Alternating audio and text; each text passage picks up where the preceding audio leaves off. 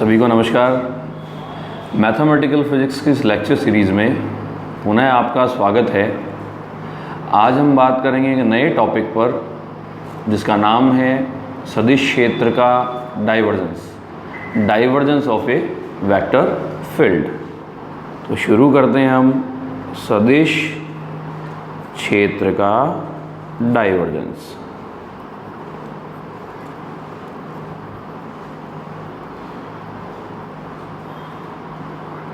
या divergence of A vector field.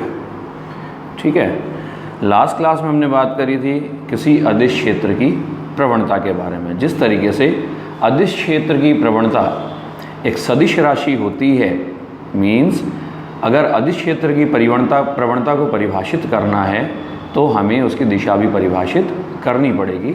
उसी प्रकार किसी सदिश क्षेत्र का डाइवर्जेंस जो है वो हमेशा कैसी राशि होता है? एक अदिश राशि होता है, एक स्केलर क्वांटिटी होती है। अब किसी सदिश क्षेत्र के डाइवर्जेंस को बेसिकली परिभाषित किया जाता है net emerging flux through per unit volume.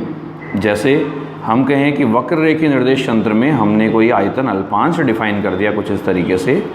ये हमने कह दिया एक आयतन अल्पांश हम डिफ़ाइन कर देते हैं जिसका वॉल्यूम हमने पहले वाली क्लासेस में हमने डिफ़ाइन किया था, बताया था, उसके बारे में हमने डिस्कस किया था। ये हमने कह दिया जैसे एक आयतन अल्पांश हमने बना लिया वक्र रेखीय निर्देश तंत्र में। ये आयतन अल्पांश हमने इस तरीके से डिफ़ाइन कर दिया। एक डायरेक्शन आ गई u1, दूसरी डायरेक्शन आ गई u2 और तीसरी डायरेक्शन आ गई u3। इस प्लेन को हमने डिफाइन कर दिया suppose that O, A, B, C, D, E, F and G से हमने डिफाइन कर दिया। अब कोई सदिश क्षेत्र में कोई बिंदु हमने डिफाइन कर दिया, सपोज दैट हमने कह दिया P। तो सदिश क्षेत्र में उपस्थित किसी बिंदु पर सदिश क्षेत्र का डाइवर्जेंस उस बिंदु के संगत बंद पृष्ठ पर प्रत्येकांक आयतन के संगत फ्लक्स के तुल्य होता है। जैसे हम डिफाइन करना चाहें किसी वेक्टर फील्ड का divergence of A equals to value आती है अपने पास, वॉल्यूम एलिमेंट बहुत छोटा होगा, d2 टेंस टू 0, बंद पृष्ठ पर वैल्यू आ गई फ्लक्स a डॉट में वैल्यू आ गई dA और डिवाइड कर दिया हमने पर यूनिट वॉल्यूम से। तो net emerging flux through per unit volume defines the divergence of vector field. Okay, तो divergence of A equals to limit d2 tends to 0। हमने पढ़ा d2 tends to 0, net flux आ गया और डिवाइड कर दिया हमने किससे? वॉल्यूम एलिमेंट से। जो एलिमेंट था उसके वॉल्यूम से हमने उसको डिवाइड कर दिया। हमने पहले स्केल फैक्टर पढ़ा था, उसमें हमने डिफाइन किया था कि ये जो फैक्टर होगा ये कितना होगा? h1 du1, ये फैक्टर होगा h2 du2 और ये फैक्टर होगा h3 du3 आ गया। ठीक है, तो इसको हमने डिफाइन कर दिया इक्वेशन नंबर फर्स्ट। इस वॉल्यूम एलिमेंट का वॉल्यूम यदि हम लिखना चाहें d2 कितना होगा? Length into breadth into height. तो वैल्यू आ जाएगी अपने पास कितनी? h1 du1 multiplied by h2 du2 multiplied by h3 du3। That means d2 equals to value आ गई h1 h2 h3 du1 du2 and du3। Equation number आ गई second. तो हमें क्या निकालना है? हमें निकालना है टोटल फ्लक्स, हमें कैलकुलेट करना है। अब जैसे फ्लक्स हमें कैलकुलेट करना है तो फ्लक्स के लिए हम क्या कहें कि जैसे हमने एक फलक ले लिया, जैसे हम डिफाइन करें कि OABC फलक से निर्गत फ्लक्स कैसे डिफाइन करेंगे हम? फ्लक्स सपोज दैट हमने डिफाइन कर दिया, हमने इसे कह दिया φ1 से। ठीक है, φ1। अब ये वॉल्यूम एलिमेंट हमने बहुत स्मॉल लिया है, बहुत छोटा वॉल्यूम एलिमेंट हमने लिया है। तो हम क्या कह सकते हैं कि भाई अब इस पृष्ठ OABC इसके कोरस्पॉन्डिंग यदि हमें फ्लक्स निकालना है तो फ्लक्स के लिए हमने पास वैल्यू क्या आती है? A dot D A. और जो एरिया एलिमेंट है, एरिया एलिमेंट की डायरेक्शन हमेशा कौन सी डायरेक्शन में होती है? परपेंडिकुलर डायरेक्शन में होती है। तो ओ ए बी सी की परपेंडिकुलर डायरेक्शन कौन सी आएगी?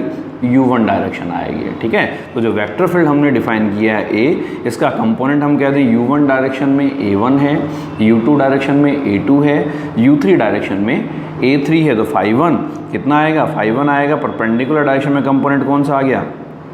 A1 आ गया, ठीक है। इसी तरीके से मल्टीप्लाई करना है अपने को एरिया से। कौन सा फलक लिया हमने? OABC फलक लिया, तो इसका एरिया कितना होगा? H2 du2 multiplied by S3 du3।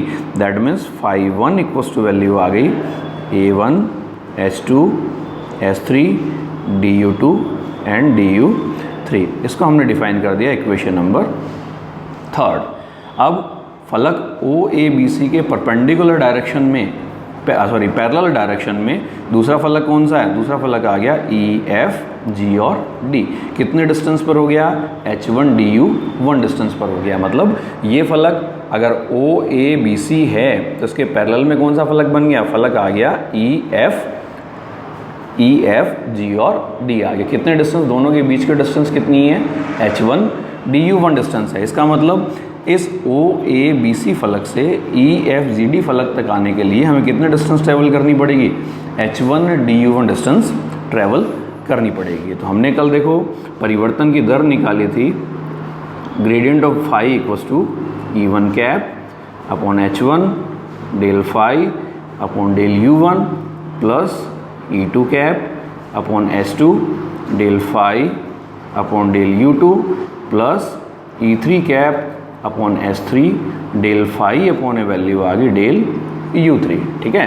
तो हमने डिफाइन किया था चेंज जो होगा E1 कैप डायरेक्शन में कितना होगा? 1 upon H1 del phi upon del U1। E2 cap direction में जो चेंज होगा 1 upon S2 del phi upon del U2 होगा, और E3 कैप डायरेक्शन में चेंज होगा 1 upon S3 del phi by del U3। अब जैसे हम डिफाइन करें, सपोज दैट ये कोई डायरेक्शन ले ली हमने, एक्स डायरेक्शन ले ली, ये कोई डिस्टेंस अपन ने कह दिया कि भाई ओरिजिन आ गया O, यहाँ से ये डिस्टेंस हमने कह दी सपोज दैट कितनी है? X। एक नया पॉइंट हमने कह दिया, सपोज दैट A पॉइंट ले लिया, B पॉइंट ले लिया, एक नई डिस्टेंस हमने कह दी, इसको हमने कह दिया x प्लस डेल x। तो ये डिस्टेंस कितनी हो गई? Del x।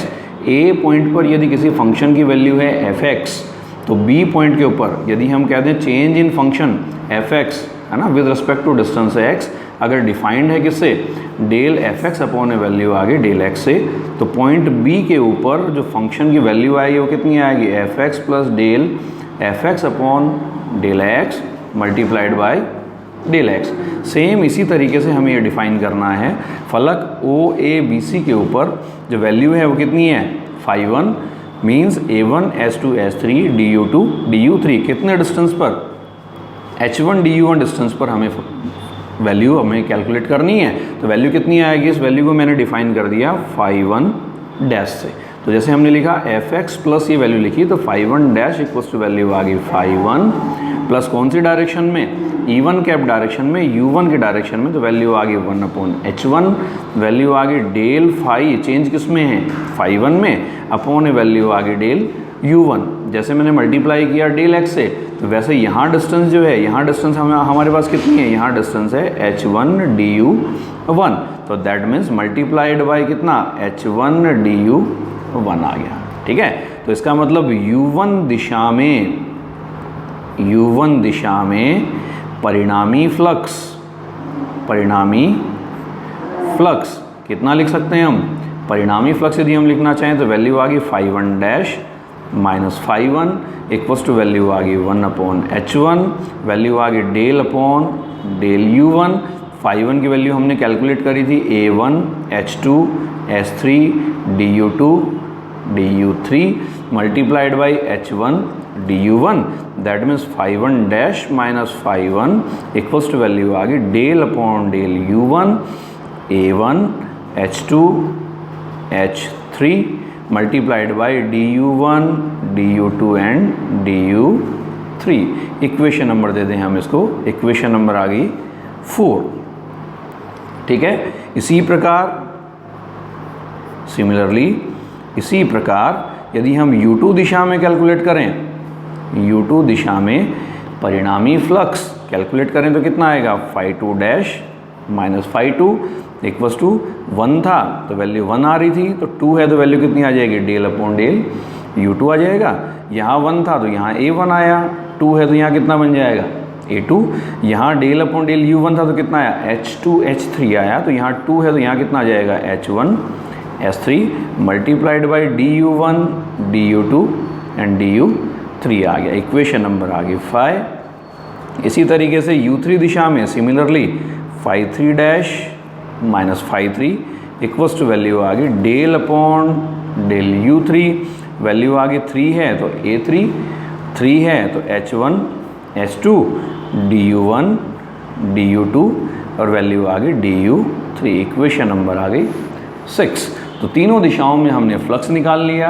अगर टोटल फ्लक्स निकालना चाहें, कैलकुलेट करना चाहें, इस जो एसोसिएट होगा इस वॉल्यूम एलिमेंट डीटो के कोरस्पॉन्डिंग, तो क्या करें, इक्वेशन 4, 5 और 6 से अगर टोटल फ्लक्स हम कैलकुलेट करना चाहें, टोटल फ्लक्स यदि हम कैलकुलेट करना चाहें तो कितना आएगा, टोटल फ्लक्स वैल्यू आ जाएगी, फ्लक्स इक्वल्स टू वैल्यू आ जाएगी कितनी, del upon del U1 A1 H2 H3 plus में वैल्यू आ गई del upon del U2, value आ गई A2 H1 H3 plus del upon value आ गई डेल U3, वैल्यू आ गई A3 H1 H2 और मल्टीप्लाइड बाय, कॉमन आ गया, मल्टीप्लाई बाय क्या हो गया, DU1 DU2 और DU3 आ गया, है ना। इसको हम नेक्स्ट इक्वेशन दे दें जो भी हमारी है, इक्वेशन नंबर आ गई अपने पास 7। ठीक है, तो डाइवर्जेंस ऑफ ए हमने क्या पढ़ा था, डाइवर्जेंस ऑफ ए हमने पढ़ा था कि limit d tau tends to 0 small volume element के कोरस्पॉन्डिंग फलक जो था ए अपॉन वैल्यू आ गई DA और अपॉन वैल्यू आ गई अपने पास कितना, डीटो। तो डिवाइड कर दें इस इक्वेशन को, डीटो की वैल्यू कितनी थी, डीटो की वैल्यू थी H1 H2 H3 DU1 DU2 and DU3। ठीक है, that means divergence of a अगर हम डिवाइड करें तो वैल्यू आ गई del upon del U1 A1 H2 H3 plus value आ गई del upon del U2 A2 H1 H3 plus value आ गई del upon del U3 A3 H1 H2। ठीक है, तो ये अपने पास फैक्टर आ गया किसके लिए, डाइवर्जेंस के लिए। ठीक है, ये हमारे पास फैक्टर आ गया किसके लिए, डाइवर्जेंस के लिए। और ये जो डाइवर्जेंस है ये अपने पास कैसी क्वांटिटी होगी, हमेशा एक अदिश राशि होगी, एक स्केलर क्वांटिटी होगी। डाइवर्जेंस को सिंबल जैसे ग्रेडियंट हमने पढ़ा, ग्रेडियंट फाई को डिनोट करने का तरीका एक ये भी होता है डेल फाई। इसी तरीके से डाइवर्जेंस ऑफ ए है, इसको डिनोट करने का तरीका हमारे पास ऐसा होता है डेल ए। दोनों में डिफरेंस क्या, सिंबल दोनों का डेल से ही अपन दोनों को डिनोट करते हैं, लेकिन दोनों में डिफरेंस क्या है कि ग्रेडियंट जो है वो हमेशा एक अदिश फलन का लिया जाता है और जबकि डाइवर्जेंस है वो हमेशा एक सदिश फलन का लिया जाता है। किसी अदिश फलन का ग्रेडियंट हमेशा कैसी राशि होगी, एक सदिश राशि होगी। इसी तरीके से किसी सदिश फलन का डाइवर्जेंस हमेशा कैसी राशि होगी, अदिश राशि होगी। तो डाइवर्जेंस किसी सदिश क्षेत्र में, किसी सदिश फलन का डाइवर्जेंस उस सदिश क्षेत्र में उपस्थित किसी आयतन अल्पांश के संगत फ्लक्स, किसी आयतन अल्पांश के संगत प्रति एकांक आयतन से निर्गत फ्लक्स के तुल्य होता है। ठीक है, ये हमारे पास कहलाता है सदिश क्षेत्र का डाइवर्जेंस। तो नेक्स्ट क्लास में हम डिस्कस करेंगे किसी सदिश क्षेत्र के कर्ल के बारे में हम डिस्कस करेंगे। तो लास्ट में एक मैसेज मेरी तरफ से, कोरोना टाइम चल रहा है, एक छोटा सा मैसेज मेरी तरफ से कि हर रात की सुबह होती है पर इस बार अंधेरा जरा गहरा है। मुश्किल शायद इसलिए है कि खुद पर खुद का ही पहरा है। तो अपने पे पहरा बनाए रखिए, अपने निकटवर्ती लोग, अपने घर परिवार का ध्यान रखिए, घर पर रहिए, सेफ रहिए, स्वस्थ रहिए। बहुत बहुत धन्यवाद। जल्द मिलते हैं एक नए लेक्चर में। बहुत बहुत धन्यवाद।